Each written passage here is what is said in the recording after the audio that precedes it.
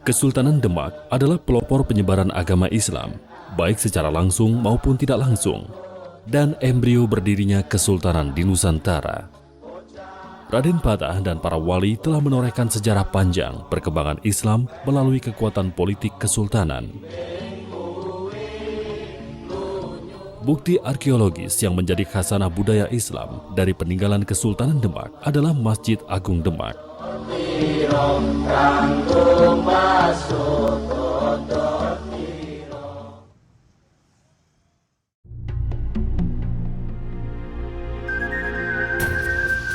Majapahit adalah kerajaan maritim besar bercorak Hindu-Buddha. Kerajaan yang berpusat di timur Pulau Jawa ini berdiri tahun 1215 Masehi. Kisah kejayaan Majapahit terekam melalui temuan arkeologis di kompleks situs Trowulan yang terkubur selama 800 tahun. Kebesaran Majapahit termasyur hingga negeri Campak dan India sebagai salah satu bandar besar di Nusantara. Hal inilah yang membuat Raja Brawijaya V, penguasa Majapahit pada awal abad ke-14, mendapat hadiah seorang putri dari dinasti Ming Cina untuk dijadikan selir.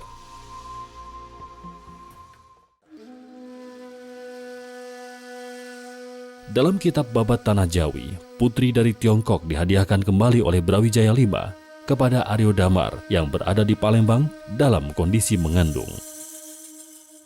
Dari rahim putri Cina lahirlah Raden Fatah, keturunan terakhir Raja Majapahit Brawijaya V. Kemunduran Majapahit pada akhir abad ke-15 menjadi tonggak awal kelahiran kerajaan Islam yang berpusat di pesisir utara Pulau Jawa. Raden Fatah sebagai sultan pertamanya.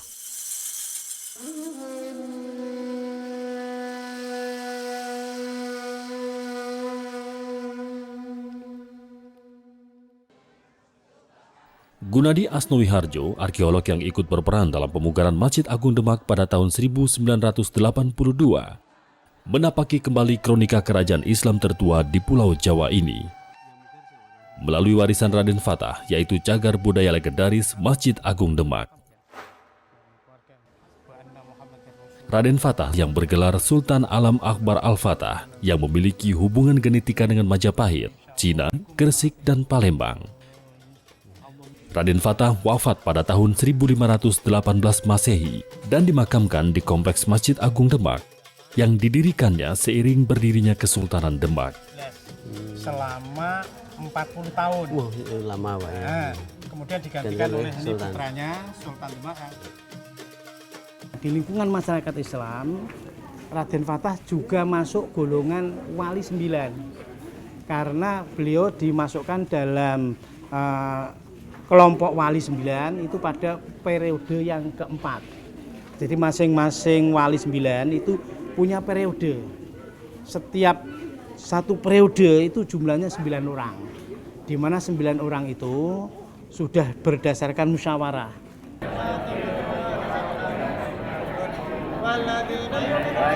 Kedatangan para penziarah dari berbagai daerah untuk bertawazul selalu mewarnai suasana komplek makam Masjid Agung Demak.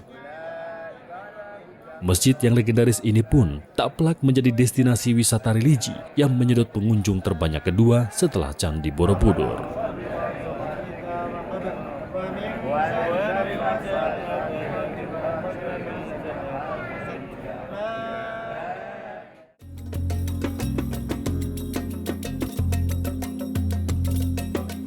Dari sisi bangunan keseluruhan kompleks, masjid ini menjadi peninggalan dari kejayaan Kerajaan Demak yang hingga kini masih tetap lestari. Struktur bangunan masjid tertua di Pulau Jawa ini syarat akan arsitektur tradisional khas Indonesia dengan bentuk atap 5 piramida. Akidah Islam tersirat pada atap tumpang 3 masjid yang berarti iman, Islam, dan ihsan. Masjid-masjid dengan arsitektur atap tumpang itu bukan semata-mata arsitektur Demak, tapi arsitektur yang diilhami oleh budaya pra-Islam. Dalam pembangunannya, Masjid Agung Demak didukung oleh Majapahit. dan dibantu sepenuhnya oleh 9 wali atau wali songo, ulama yang menyebarkan agama Islam di tanah Jawa. 8 buah soko guru berukiran khas Hindu-Buddha yang berada di serambi masjid merupakan hadiah dari Prabu Brawijaya V, Raden Kertabumi, ayahanda Raden Fatah. Kita percaya kalau itu dari sumbangan atau diboyong, didatangkan dari Majapahit karena dari ukiran-ukirannya itu ya, ukiran-ukiran yang didominasi dengan bentuk-bentuk tumpal itu jelas merupakan motif-motif atau pola hias dari masa Hindu, di mana memang Majapahit adalah kerajaan atau pemerintahan yang Hinduistis yang sangat terkenal. Hingga kini, Masjid Agung Demak tetap digunakan sebagai tempat peribadatan umat Muslim. Selain menjadi lambang kekuasaan bercorak Islam, Masjid Agung Demak juga difungsikan sebagai pusat pendidikan Islam dari Kesultanan Demak.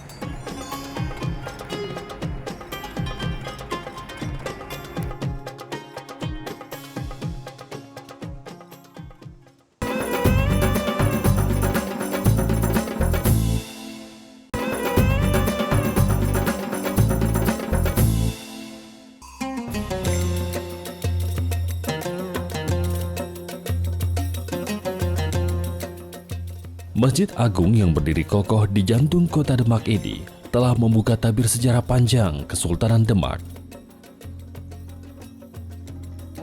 Masjid Agung Demak syarat akan filosofi Jawa yang tertuang dalam prasasti dan ukiran pada tubuh masjid.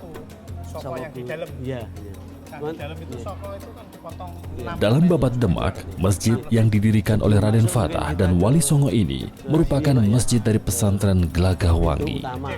Ini pintu bledek. Ini disebut dengan istilah punti bledek. Pintu bledek. Bledek ya, bledek. Petir. Bledek itu kan petir. Nah, ini mengandung suatu makna filosofis, Pak. Makna filosofisnya. Tahun berdirinya masjid tertuang pada pintu utama masjid, yaitu pintu bledek atau pintu petir, yang merupakan prasasti Condro Sengkolo, berbunyi Nogo Mulat Salirowani. Kalimat ini diartikan sebagai tarikh tahun peletakan batu pertama Masjid Demak pada tahun 1388 Saka, atau sekitar 1466 Masehi. Ragam hias atau pola hias lawang bledek atau pintu petir itu sebenarnya tidak terkait dengan petirnya, tapi terkait dengan cerita tentang Ki Ageng Selo yang dia dikenal dengan kesaktiannya bisa menangkap petir. Pintu bledek ini bahwa ini melambangkan satu pemahaman atau pengertian bahwa Masjid Demak itu dibangun dalam waktu yang sekejap, sekilat petir itu. Jadi ini yang makna yang terkandung dalam pengertian pintu bledek itu. Soko guru yang terkenal itu yang mana, Pak? Oh, ini Sunan Kalijogo ini. Ini 4 ini semuanya soko guru. Iya. Yang penyangga utama masjid ini. Dari kayu. Menurut cerita tutur masyarakat Jawa, pembangunan Masjid Agung Demak tidak lepas dari keberadaan Wali Songo.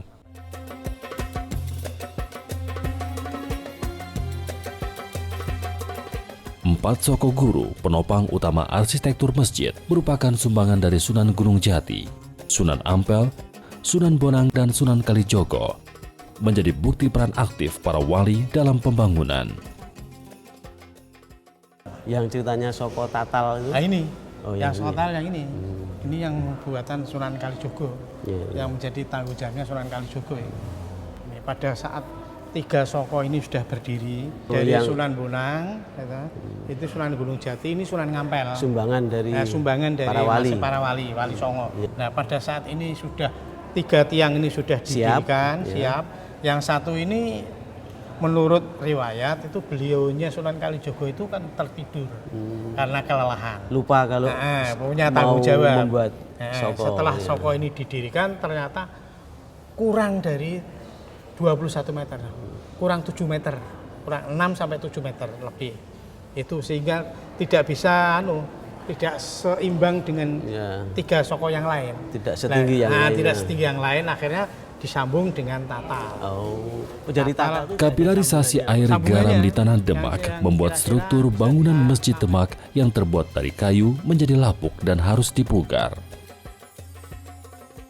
dari beberapa sumber bahwa Masjid Agung Demak itu sudah beberapa kali dilakukan renovasi, dan dari hasil penelitian arkeologi diketahui bahwa dahulu Masjid Demak itu ukurannya tidak sebesar yang sekarang, tapi agak lebih kecil dari fondasi yang kita temukan dengan ompak-ompaknya juga, dengan soko-soko yang ada, baik itu soko guru maupun soko rowonya yang di sekitar soko guru.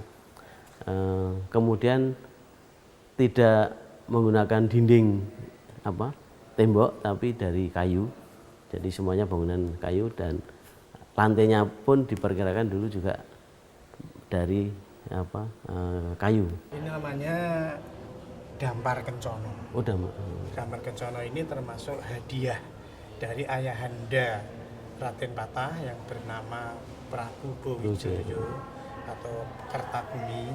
Sekarang difungsikan untuk mimbar khotbah. Kalau yang ini Pak, seperti lambang Majapahit juga itu apa hadiah juga Pak? Ya. Nah, itu namanya Suryo Mojopahit. Itu adalah lambang kerajaan Majapahit. Nah, ini menandakan bahwa Demak, Masjid Agung Demak ini ada ketersambungan atau keterkaitan dengan Majapahit. Pada masa Raden Fatah, Masjid Agung Demak telah mengalami 3 kali peralihan dari Masjid Pesantren Gelagahwangi menjadi Masjid Kadipaten dan berakhir menjadi Masjid Kesultanan Demak. Masjid Kesultanan atau Masjid Suronatan purna dipugar pada tahun 1401 Saka atau sekitar 1479 Masehi. Ditandai melalui prasasti Condro Sengkolo berupa gambar kura-kura yang berada di mihrab masjid. Prasasti yang bertuliskan Saliro Sunyi Kiblating Gusti ini dahulu terbuat dari kayu yang kini diduplikasi dengan semen dan keramik. Kalau yang ini Pak, yang ini namanya Maksuro. Bangunan kecil. Selain peninggalan masa Kesultanan Demak, di dalam Masjid Agung pun kini tersimpan maksurah yang bertarikh tahun 1866 Masehi, tempat para penguasa Demak menunaikan sholat.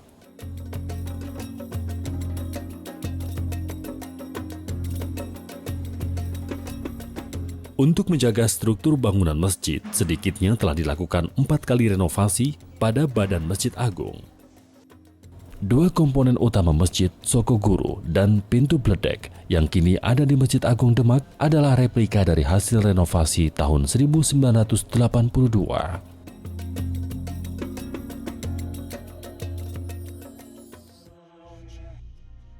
Sisa renovasi masjid kini tersimpan di Museum Masjid Agung Demak beserta Al-Quran tulis tangan peninggalan Sunan Bonang dari abad ke-15 Masehi. Menurut Babat Demak, Masjid Agung Demak menjadi jantung penyebaran Islam dan penanaman akidah Islam bagi masyarakat Demak sekaligus sebagai fondasi awal Kerajaan Demak.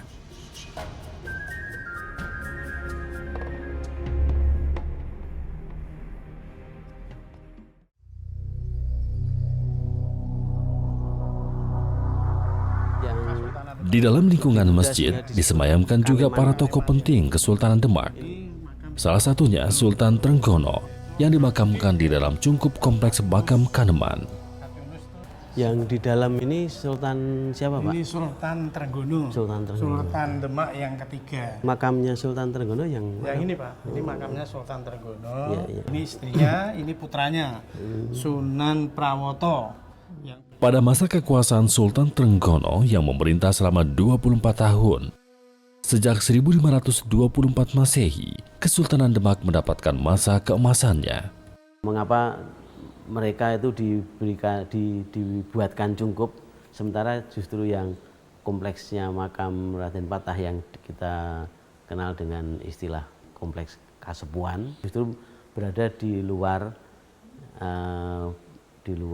dan tidak ada cungkupnya. Ini karena pada saat itu Sultan Trenggono itu mungkin puncak kekuasaan, sehingga oleh bawahannya itu dibuatkan rumah atau cungkup.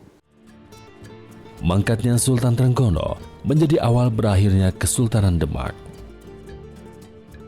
Keberadaan Kesultanan Demak memang tidak berumur panjang, hanya melalui 3 periode pemerintahan hingga berakhirnya Kesultanan pada tahun 1568 Masehi.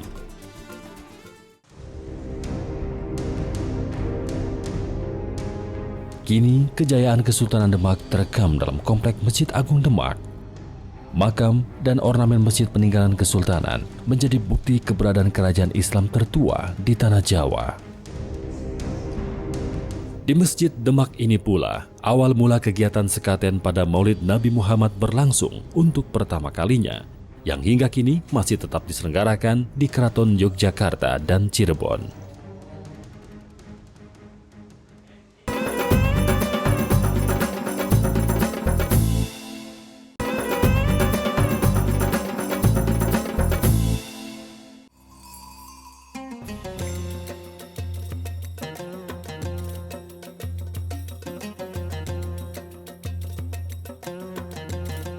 Pada masa kejayaan Kesultanan Demak, hubungan para ulama dan umaro terjalin dengan baik, sehingga peran para wali menjadi strategis sekaligus penting karena menjadi penasehat bagi sultan. Keberadaan para wali mempercepat proses penyebaran agama Islam di wilayah Kesultanan, bahkan hingga ke daerah pelosok. Gaya penyebaran Islam di Tanah Jawa memang berbeda dari daerah lain di Nusantara, karena ajaran agama yang ada sebelumnya yang mengental dalam tradisi kelokalan. Seperti metode yang diusung oleh Sunan Kalijaga, syiar melalui seni wayang kulit yang disesuaikan dengan ajaran Islam sehingga proses pengenalan agama Islam lebih mudah diterima masyarakat. Ini makam Kanjeng Sunan Kalijaga, Pak. Ya, betul. Hari-hari begini memang tutup, Pak ya? Tutup, Pak ya. Iya, tadi kataan hari Jumat Pon Kliwon Pahing dibuka jam 8 pagi sampai jam 5 sore.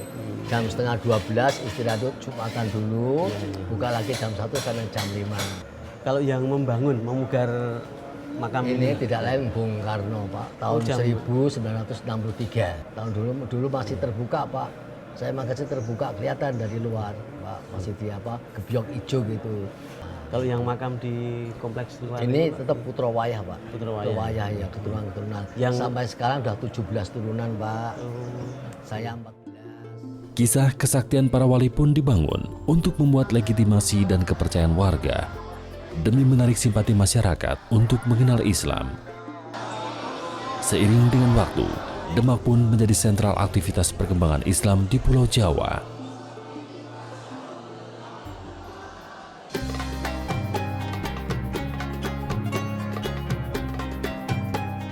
Selain menjadi pusat penyebaran agama Islam, Demak pun menjelma sebagai pelabuhan perdagangan yang berpengaruh di Nusantara, sehingga tidak sedikit pedagang muslim yang singgah dan menetap. Komoditi pertanian dan rempah menjadi salah satu pemompa utama perekonomian masyarakat Demak. Letaknya yang strategis dan pengaruh di beberapa pelabuhan penting Nusantara membuat nama Kesultanan Demak tersohor hingga ke berbagai negara. Dari Gresik, bandar-bandar besar di pantai utara Jawa hingga Banten, bahkan Palembang dan Jambi menjadi lingkup kekuasaan Kesultanan Demak pada masa itu.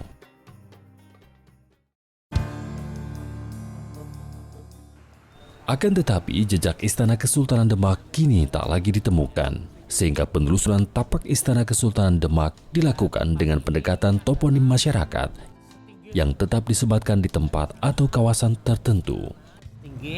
Dan ini dulu tempat menurut penemuan yang ada, yaitu berupa puton-puton ini tempat kerajaan, umpak tempat kerajaan, di mana dulu Demak kerajaannya karena dari kayu, menurut ceritanya itu ada umpaknya. Batu itu di sekitar sini. Ada berapa umpak, Pak? Ya sekitar 4 umpak yang ada di dinas pariwisata ini yang bisa di sini. Oh, ada di sana juga. Iya, ada. Semuanya. Menurut cerita tutur masyarakat, Sitinggil diyakini sebagai tempat Sultan memantau seluruh kegiatan di dalam kawasan istana.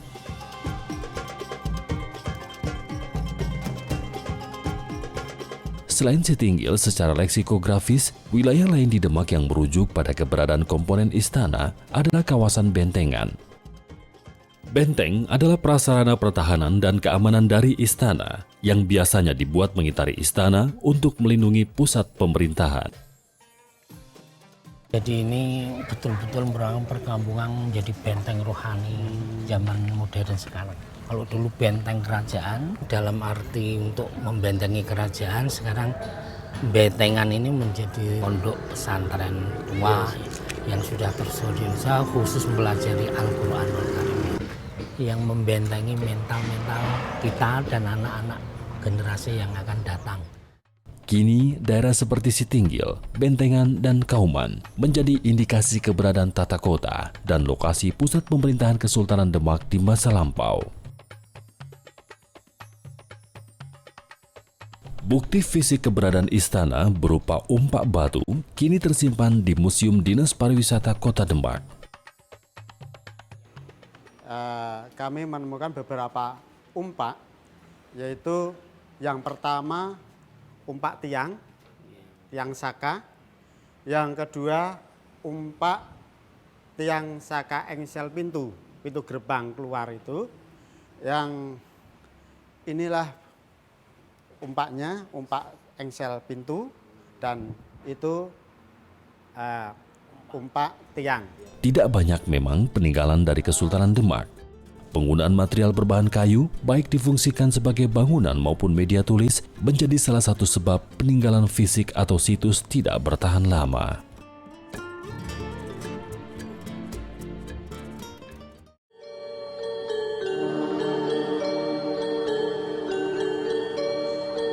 Kesultanan Demak mengawali catatan perjalanan Islam sebagai Kesultanan Islam pertama di Pulau Jawa. Sebutan Demak sebagai kota wali tepat kiranya bila menilik Demak pada abad 15 yang menjadi semacam tempat berkumpulnya para wali. Dan sebuah predikat yang patut disandang Kesultanan Demak adalah sebagai mercusuar kesultanan di Nusantara.